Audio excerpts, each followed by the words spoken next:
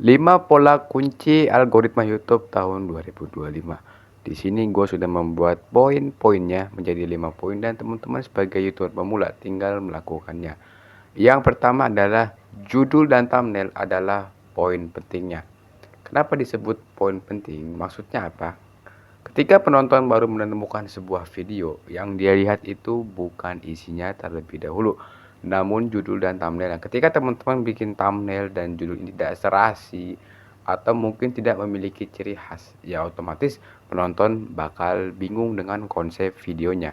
Nah, jadi ketika kita ingin membuat thumbnail dan judul, kita harus punya yang namanya rasa filosofis akan desain yang kita buat itu.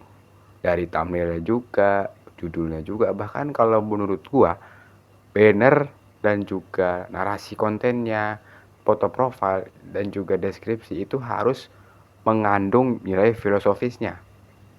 Kalau kita melihat ya, foto produk ya atau media-media besar, mereka kan punya warna khas gitu ya. Ada warna merah, ada warna biru, ada warna putih, ada warna monokrom, yaitu ada filosofisnya. Teman-teman semuanya ketika sudah mengetahui hal-hal tersebut, kita bisa menerapkannya di channel YouTube kita. Kenapa setiap desain, thumbnail, dan judul harus mengandung filosofis dan pemahaman agar subscriber atau viewer atau penonton baru yang ingin menonton di channel YouTube kita tahu maksud kita tuh apa. Karena setiap thumbnail dan setiap judul itu menimbulkan sudut pandang berbeda setiap orang yang menontonnya. Misalnya kita memiliki orang yang nontonnya itu banyak ya, ada 100 orang yang nonton atau yang lihat thumbnail kita dan judul video kita. Dari 100 orang itu ada yang sudut pandang berbeda.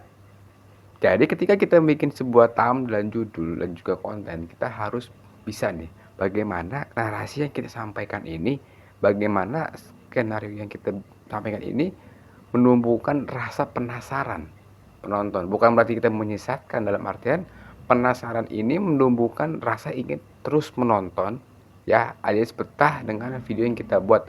Alhasil akan menimbulkan yang namanya durasi tonton rata-rata yang tinggi. Hook video itu sangat penting. Poin yang kedua, hook video atau pembukaan saat opening adalah titik krusial. Ketika penonton mengklik sebuah video yang dia baru tonton, yang channelnya dia nggak kenal sama sekali, dan pertama kali menonton videonya, kita harus bagaimana penonton itu membuat tertarik. Sebelumnya yang gue sampaikan adalah membuat narasi yang menarik. Nah, konten utama ya, ketika kita bikin konten di semua sosial media, bukan seberapa bagus visual, bukan seberapa bagus audionya, seberapa bagus lightingnya atau pencahayaannya atau sinematiknya, tapi bagaimana narasi itu disampaikan. Kita bikin konten tuh ya memang penting sekali visual, tapi kita harus bisa menyampaikan sesuatu yang sangat-sangat tidak sangat sulit dipahami ya, yang mungkin orang awam nggak paham, tapi kita sebagai kreator bisa menyampaikan hal tersebut dengan sederhana yang nantinya akan mudah dipahami oleh penonton. Hal ini penting sekali. Tujuannya adalah agar kita menciptakan narasi-narasi baru yang berkembang, yang tentunya itu akan menimbulkan sudut pandang. Ya bukan berarti menyesatkan, dalam artian membuat penonton penasaran nih, maksud dari video itu apa. Ketika kita sudah membuat hal tersebut ya, bisa membuat penonton penasaran, ya otomatis penonton bakal ke channel YouTube kita untuk penonton video kita. Dan tentunya kita tidak perlu meminta dukungan seperti subscribe, like, dan komentar. Ketika kita menunjukkan value yang kita sampaikan ya melalui video kita, penonton dengan sendirinya, dengan secara ikhlas akan memberikan dukungannya kepada channel YouTube kita. Yang ketiga, durasi tonton rata-rata itu sangat penting. Di poin pertama, gue sudah sampaikan perihal narasi yang membuat penonton tertarik. Di sini gue akan jelaskan lebih dalam lagi. Narasi itu adalah kunci bagaimana kita membuat konten itu sangat diminati oleh banyak orang. Dalam artian teman-teman bukan bikin konten yang kontroversial yang membuat orang gaduh ya, bukan. Bagaimana kita bisa membuat narasi yang ketika kita bikin narasi tersebut orang menjadi penasaran, orang merasa bahwa konten kita tuh wih keren ya, menarik, entah dari edukasinya, hiburannya, dalam artian menimbulkan dampak yang positif, entah itu menghibur atau memberikan edukasi, bukan berarti membuat gaduh ya, membuat sudut pandang yang aneh-aneh, enggak. Jadi kita tuh harus bisa nih menonton itu, kan nggak harus, kan dia penasaran ya, dia mengklik video kita, dia buka YouTube, dia itu karena satu karena gabut, yang kedua karena mungkin bosan, penasaran nih bagaimana menghilangkan rasa kebosanan ini atau menghilangkan waktu luangnya.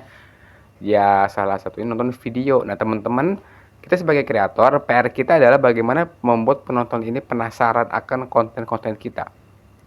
Ketika kita nonton film di bioskop ya, kita kan penasaran nih. Apalagi kalau teman-teman yang nggak pernah ke bioskop atau baru pertama kali, pasti kan penasaran. Ntar nonton pertama serius, serius, serius, serius, seru, seru, seru. Akhirnya kayak suka nih dengan bioskop ya. Itulah.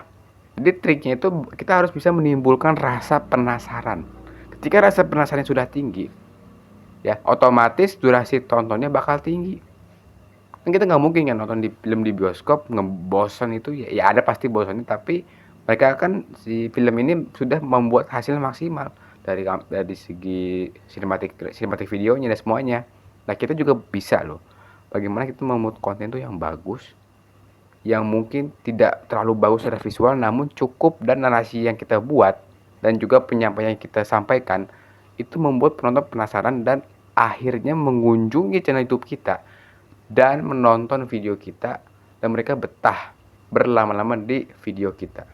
Yang keempat adalah support itu penting, dari jumlah like, subscriber, dan juga komentar. Tapi di sini gue tidak perlu teman-teman harus meminta atau jangan lupa subscribe, jangan lupa like, gak usah. Bagaimana kita memberikan value untuk penonton kita?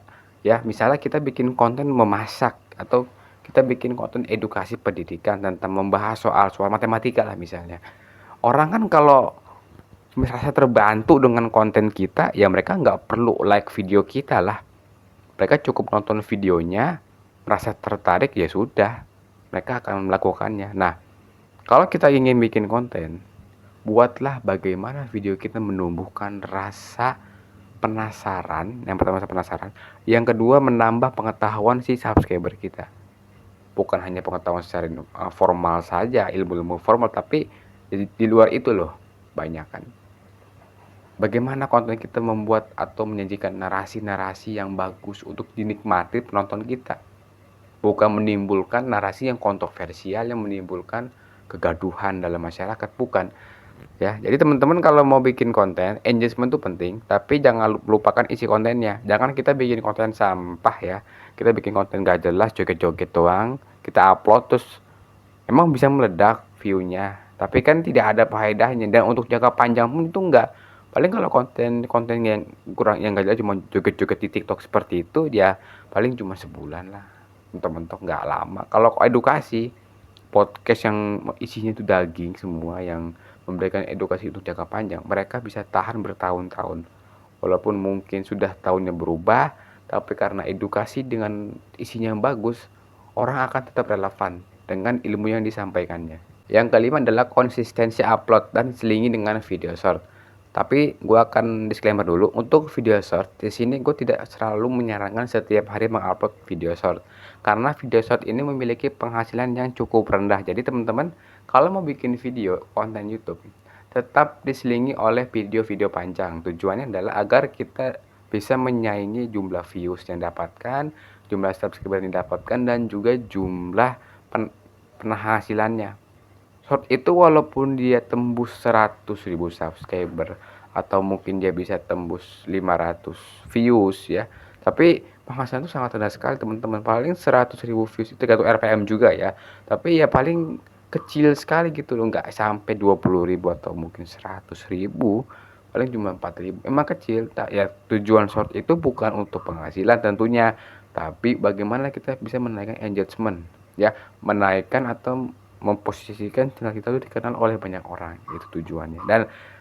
Dan menurut gue pribadi ada nilai psikologisnya. Psikologisnya adalah short itu kan scrolling ya, kayak TikTok, dia orang nonton sebentar, like, subscribe, kayak gitu aja lah. Jadi mereka tuh nggak berlama-lama dan mereka nggak mengenal kita secara dalam. Berbeda dengan video panjang. Dengan video panjang mereka mengenal kita, mereka menonton video kita lebih lama, dan otomatis mereka akan subscribe, dan mungkin kedepannya dia akan menonton video kita lagi. Itu adalah 5 poin penting yang teman-teman bisa langsung praktekkan.